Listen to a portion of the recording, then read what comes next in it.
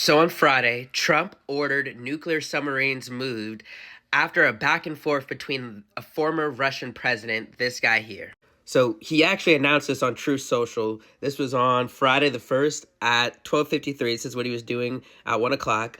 Based on the highly provocative statements of the former president of Russia, sorry if I say this name wrong, Dmitry Medvedev, who is now the deputy chairman of the Security Council of the Russian Federation, I have ordered 2 nuclear submarines to be positioned in the appropriate regions, just in case these foolish and inflammatory statements are more than just that. Thank you for your attention to this matter.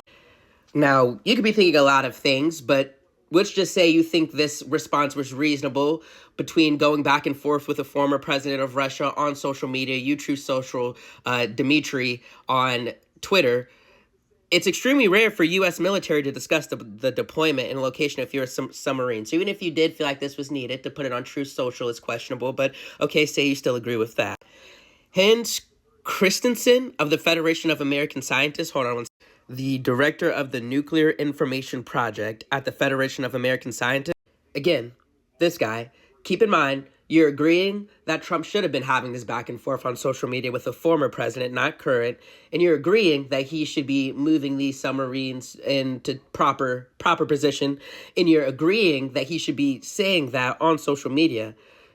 It says the subs are always there all the time and don't need to be moved into position. He grants Medvedev a response to these crazy statements. These statements being this, keep in mind, Trump is really beefing with the former president of Russia on Twitter about stopping the war in Russia and Ukraine. This is what he says. Trump is playing the ultimatum game with Russia, 50 days or 10. He should remember 2 things. Russia isn't Israel or even Iran.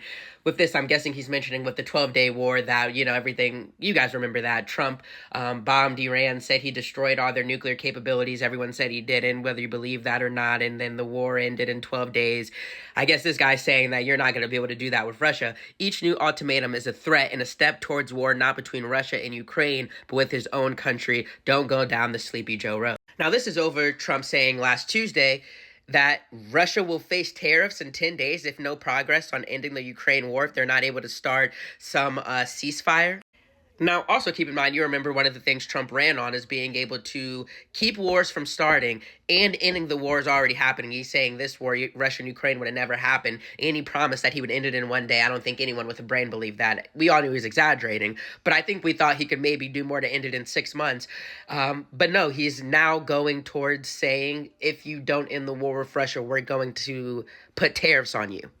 It's also good to remember that he said he was doing the tariffs originally because our trade relationships with all the countries around the world was messed up, and we need to fix that, and we need to build in America. I guess reasons that you can maybe believe in, But then you look at the reasons why he's starting all these tariffs country by country, and you clearly see that that's not the case. He's using them as some type of bargaining chip.